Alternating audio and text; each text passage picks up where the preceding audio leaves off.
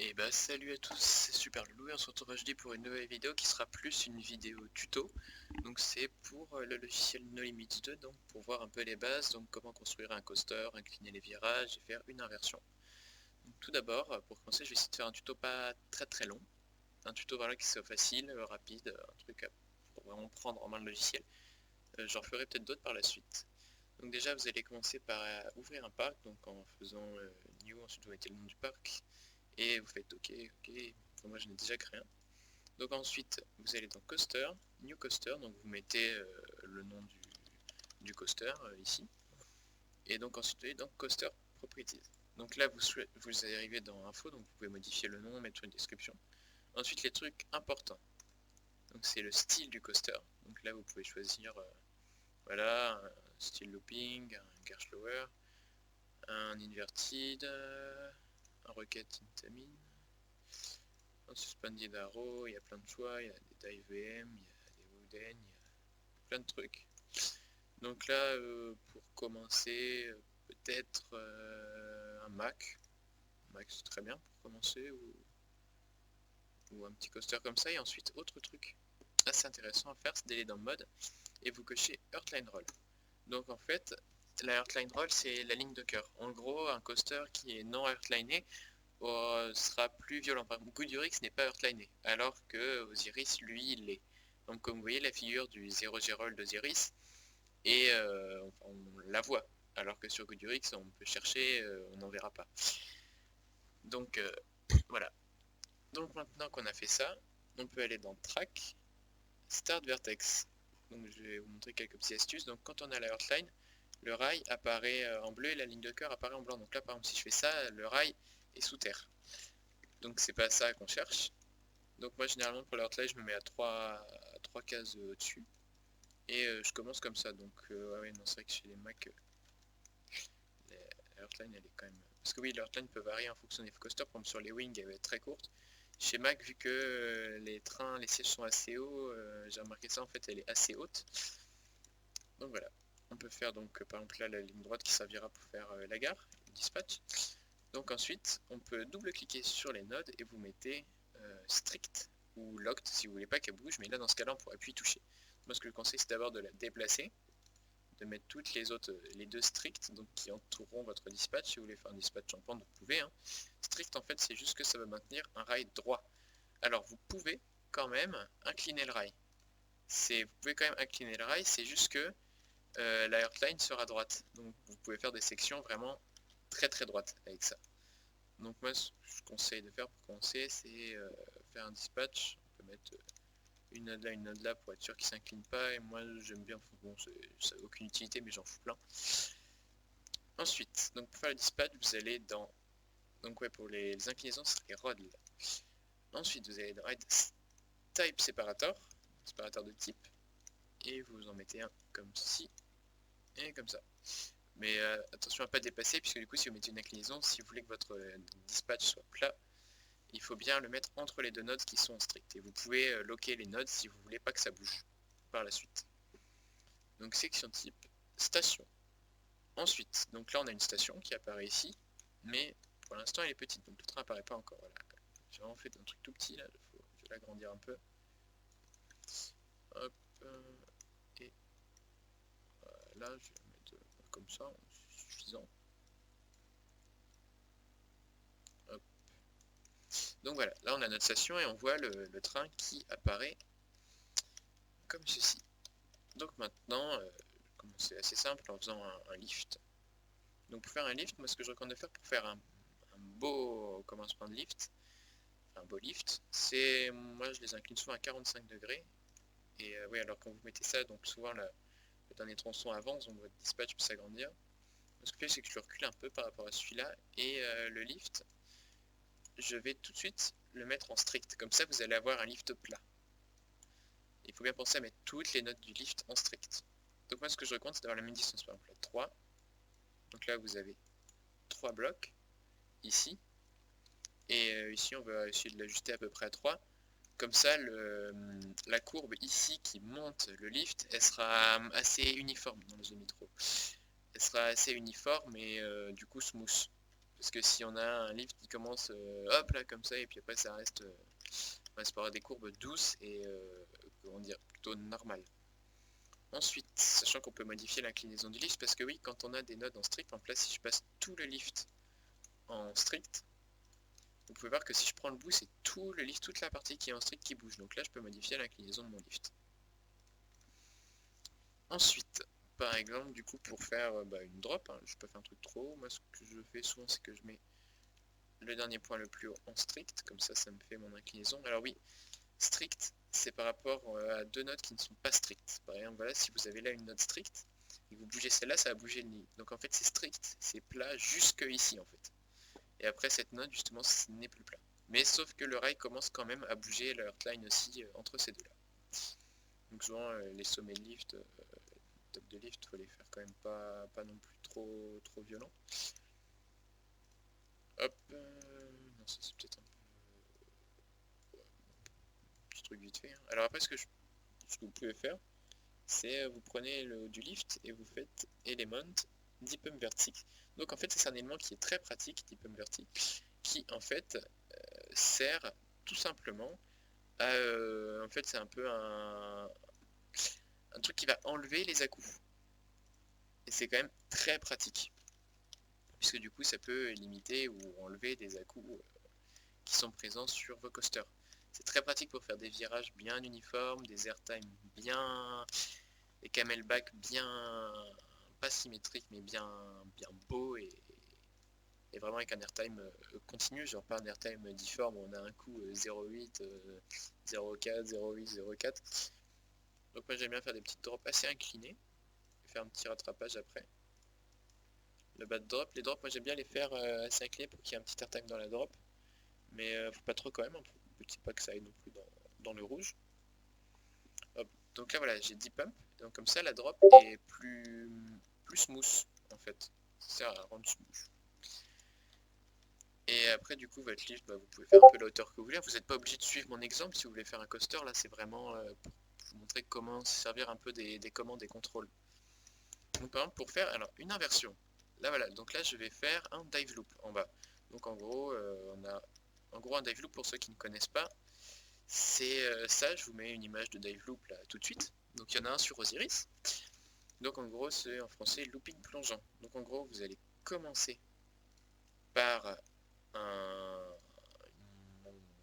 comme un début de camelback et ensuite donc vous allez bon là je vais pas monter trop parce que qu'il n'est pas très haut mon coaster.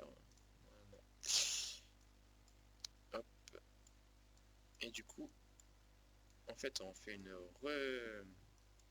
sauf que là au lieu de faire une descente classique on va revenir en arrière, voilà.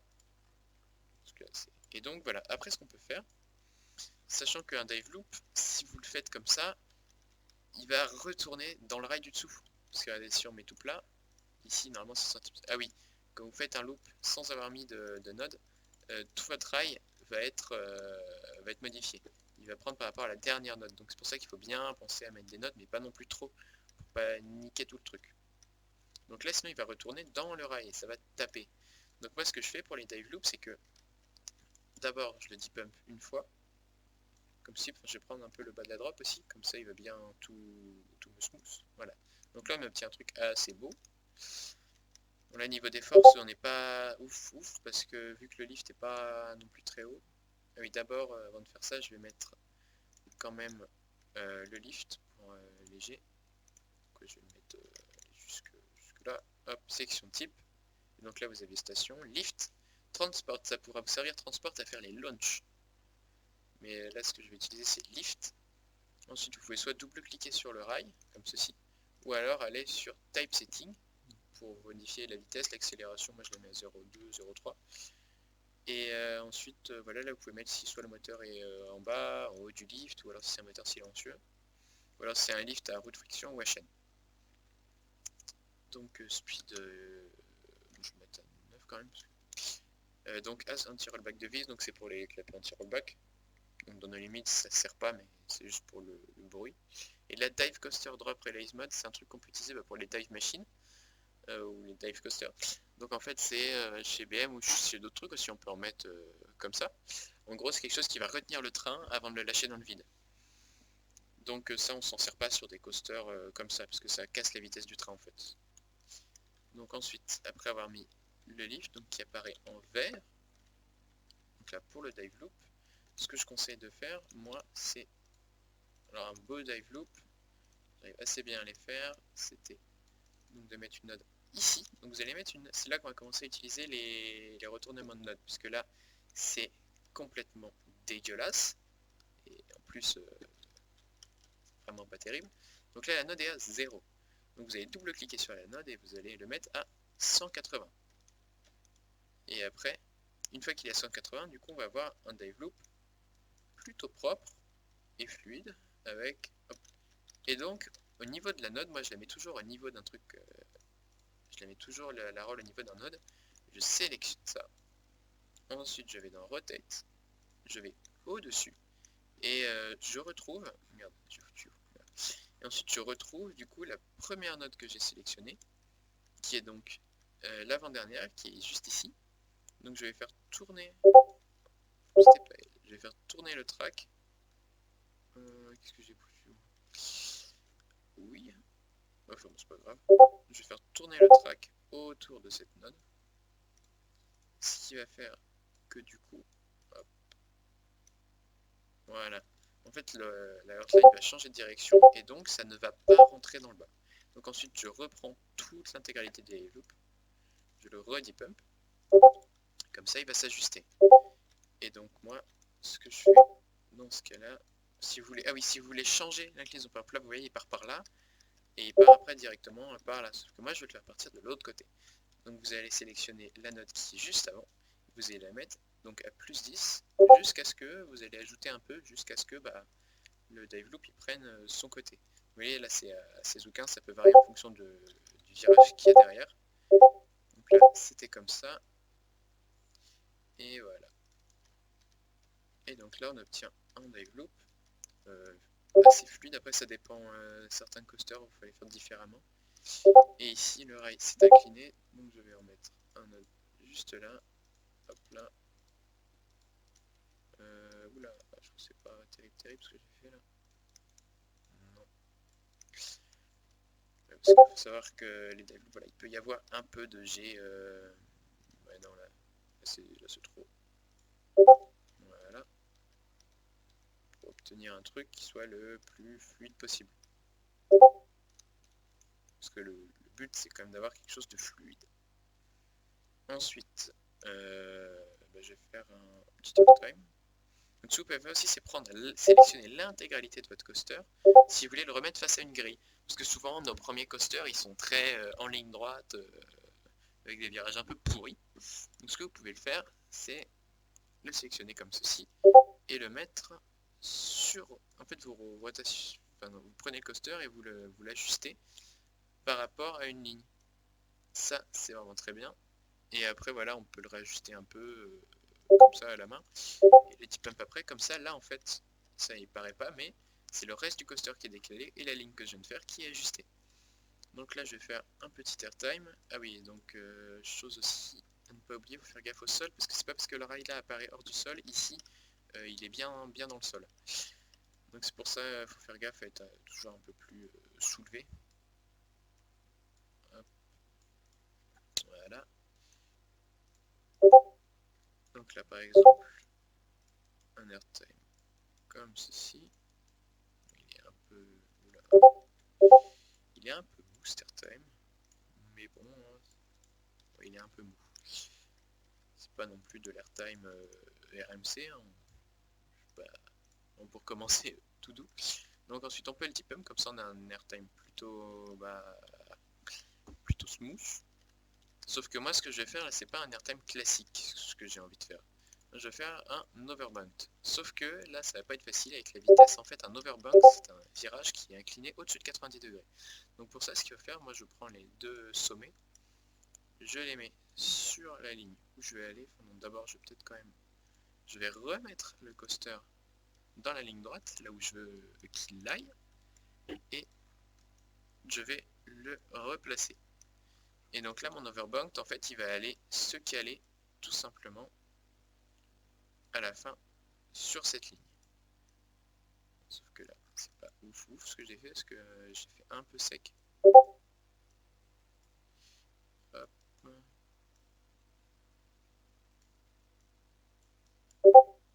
Ah non, au pire, je vais faire un petit virage après qui rattrapera le tout. De toute façon, il arrivera sous le lift. Bon, c'est nickel, il arrive sous le lift. Comme ça, je vais pouvoir faire directement. Hop. Voilà. Donc ça, c'est... Faut pas faire attention à ça. On a l'impression que ça rentre dedans, mais pourtant, ça passe vraiment très large. Donc ensuite, pour les overbanked, je sélectionne. Hop là. Je le dis pump, et il faut faire gaffe en sélectionnant à pas sélectionner d'autres parties du coaster. Sachant que là, je pense très clairement que ce qu'on va avoir, c'est pas un overbanked, parce que le lift n'est pas assez haut et la vitesse n'est pas pour moi assez élevée pour pouvoir avoir un overbanked. Donc il faut bien mettre la note le plus haut possible. Donc au niveau du retournement, et on a... Non, 63 degrés. C'est pas du tout un overbanked, mais bon, je vais le laisser quand même. Hop, et du coup, ça ressemblera à ça. Ouais, non, c'est pas terrible. Mais bon. Mais bon. Non, parce qu'en fait, les overbanked, il faut vraiment que ce soit des trucs plus assez violents. Vous voyez ce que je veux dire? Un overbanked comme ça, voilà, déjà, ça, c'est pas un overbanked, hein, c'est juste un virage classique. Mais vu que la vitesse est faible, bah, c'est largement suffisant. Ensuite, donc moi, ce que je fais, j'aime bien faire des petites bosses. Alors moi, il y a un truc que j'adore faire avec les Macs, c'est de faire des petits airtime dans des virages. Par exemple, là, voilà. Là, mon coaster est comme ça, mais je vais pas le retourner. Je vais faire un truc comme ça. Non, peut-être quand même là pour qu'il ressorte. Je vais le foutre n'importe comment. Voilà, un truc voilà, qui est dégueulasse, un virage vraiment ultra violent. Avec vraiment des trucs violents. Pas du tout agréable à rider, je pense, du coup. Donc déjà, je vais ajuster les hauteurs et je vais ajuster maintenant les virages. Donc je sélectionne le point le plus haut. Et à partir de ce point, le virage va changer de sens. Hop, je vais peut-être le faire quand même un peu moins violent. Et donc,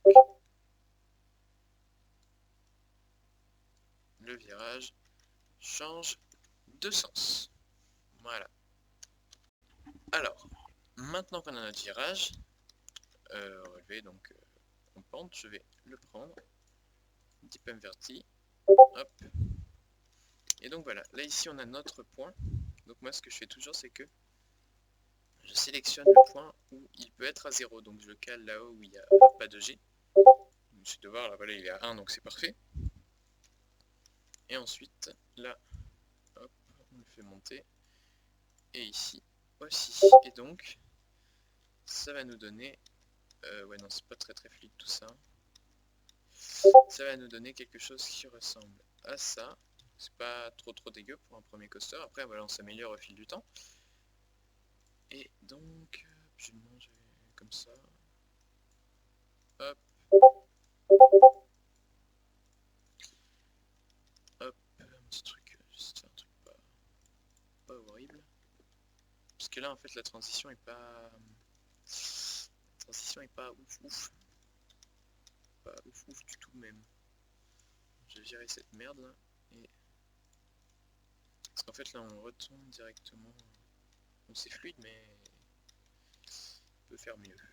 Hop, donc un petit virage comme ça.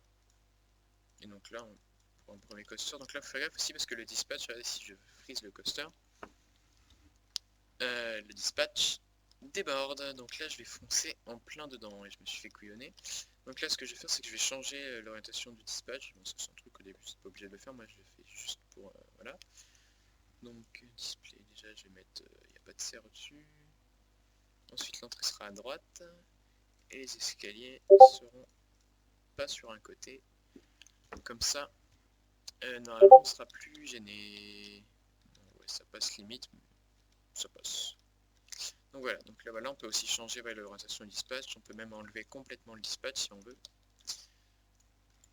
Et donc là, hop, non, je vais le faire partir quand même tout petit peu plus par là.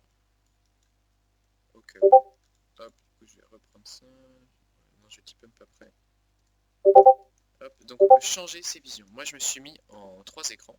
Donc je vais vous montrer comment, donc comment on fait le 3 écrans. Donc, pour le 3 écrans, il faudra aller dans File et vous allez dans Préférences. Ensuite, vous sélectionnez là il y a View Layout. Vous avez ces options là. Donc moi je suis en Triple View TBB. Donc en gros, l'écran ici c'est le T, ici c'est le premier B et ici c'est le deuxième B. Là il y a Single View, donc vous aurez un seul grand écran. Double View, LR, donc vous aurez Left, Right, donc un à gauche, un à droite. Et là, bah, là il y a plein de trucs, et il y a même Quad View, donc un écran là, un écran là, un écran là et un écran là. Donc moi je préfère le Triple View TBB parce qu'on a un grand écran pour se déplacer, un écran plus grand pour se déplacer, 2 petits écrans, un qui est au-dessus et un qui est sur les côtés et qu'on peut changer. Donc là maintenant, voilà, vu qu'on passe derrière le dispatch, pour éviter d'être perturbé par les rails de devant, je vais changer ma vue. Donc là je suis en front et je passe en back. Donc comme ça je vais être de l'autre côté. Comme ceci.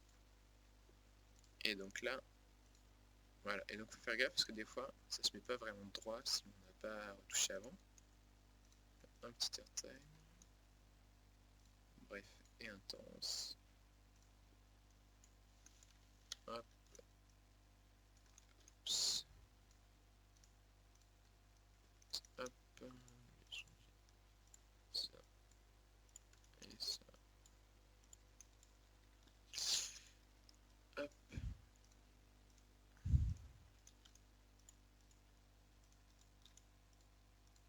Hop. Ensuite je prends ça et je le dipam.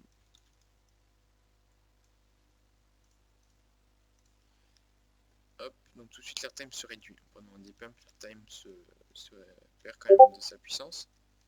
Mais du coup ça va, il faut y faire gaffe. Et ensuite, bah, je vais mettre une petite break zone juste là. Hop, sauf que là c'est quand même pas non plus trop top. Parce que moi je fais maintenant, comme vous pouvez le voir sur ma chaîne, je fais des coasters quand même bien plus gros. Là c'est vraiment, je m'oblige à faire un petit truc pour, pour que vous, si vous commencez, vous puissiez le faire plus rapidement. Plus facilement surtout. Donc là, hop, hop, hop. Je vais faire un petit virage relevé avant la zone de frein qui sera plutôt orienté un petit peu plus par là. Je vais vous expliquer pourquoi.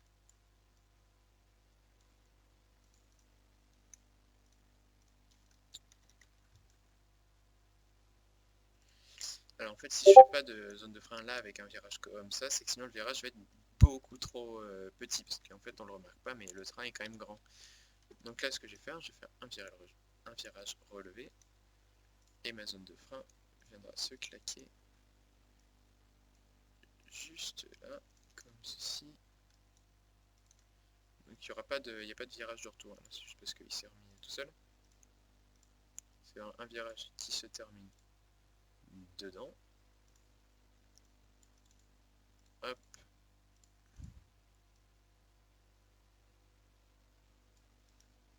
Voilà. Et donc il va s'arrêter juste ici. Hop. J'essaie de faire un truc à peu près droit, mais pas toujours facile. Et ensuite on peut le faire repartir. Donc, ce que je vais faire ici, c'est juste une fois strict comme ça. Hop.